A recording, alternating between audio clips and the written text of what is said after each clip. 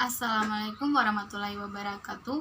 Baiklah, di sini saya akan menjelaskan materi penyuluhan PPOK pada lansia.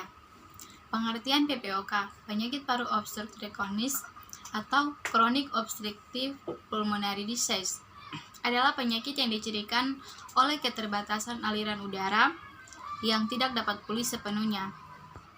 Keterbatasan aliran udara biasanya bersifat progresif dan dikaitkan dengan respons inflamasi. Paru yang abnormal terhadap partikel atau gas berbahaya yang menyebabkan penyempitan jalan napas, hiperkresi mukus, dan perubahan pada sistem pembuluh darah paru. Yang berikut patofisiologi. Faktor risiko utama dari PPOK adalah merokok. Komponen-komponen asap rokok merangsang perubahan pada sel-sel penghasil mukus bronkus. Selain itu, silia yang melapisi bronkus mengalami kelumpuhan atau disfungsional serta metaplasia. Perubahan pada sel-sel penghasil mukus dan silia ini mengganggu sistem ekskalator mukosiliaris dan menyebabkan penumpukan mukus kental dalam jumlah besar dan sulit dikeluarkan dari saluran napas.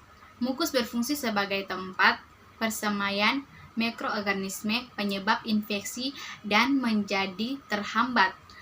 Timbul hiperkramia akibat dari ekspirasi yang memanjang dan sulit dilakukan akibat mukus yang kental dan adanya peradangan. Komponen-komponen asap rokok juga merangsang terjadinya peradangan kronik pada paru. Mediator peradangan secara progresif merusak struktur-struktur penunjang di paru akibat hilangnya elastisitas saluran udara dan kolapsnya alveolus.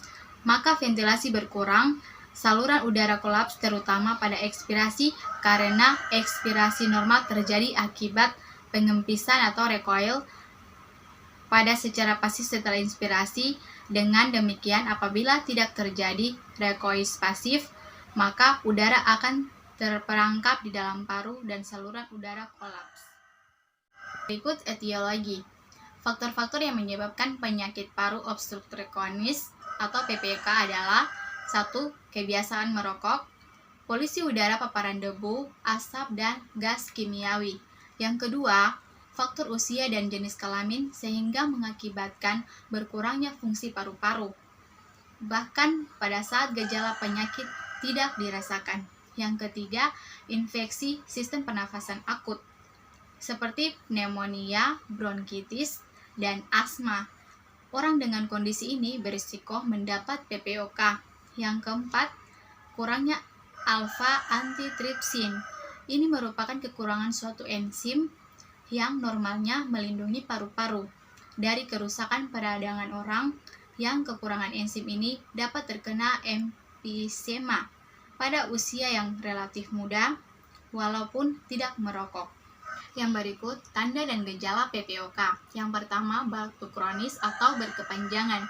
Yang kedua, batuk dengan dahak berwarna bening, putih abu, kekuningan, atau hijau meskipun jarang. Lendir bisa terdapat bercak darah. Yang berikut sering infeksi pernapasan seperti flu dan pilek. Yang berikut sesak napas terutama saat beraktivitas fisik. Yang berikut perasaan sesak di dada, terus mengih, kelelahan, demam ringan, dan panas dingin. Yang berikut pencegahan pada penyakit PPOK. Ada beberapa langkah pencegahan yang bisa dilakukan antara lain. Yang pertama, menghentikan kebiasaan merokok dan selalu jauhi rokok.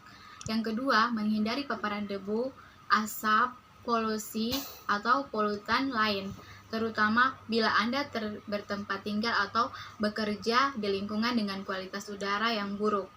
Yang berikut menjalani vaksinasi flu dan vaksinasi pneumokokus untuk mencegah dan mengurangi risiko infeksi pada saluran pernapasan dan paru-paru. Menerapkan gaya hidup sehat dengan rutin berolahraga, mengonsumsi makanan bergizi, seimbang, dan cukup minum air putih atau sekitar 8 gelas per hari. Dan yang terakhir, cara merawat lansia penderita PPOK. Yang pertama, pastikan penderitaan PPOK mendapatkan pengobatan. Yang kedua, mengatur tata letak barang. Yang ketiga, singkirkan polusi dan asap di lingkungan tempat tinggal penderita. Dan yang keempat, ajak penderita PPOK berhenti merokok. Dan yang kelima, mendukung secara emosional. Ya, mungkin itu saja materi dari saya. Sekian dan terima kasih. Assalamualaikum warahmatullahi wabarakatuh.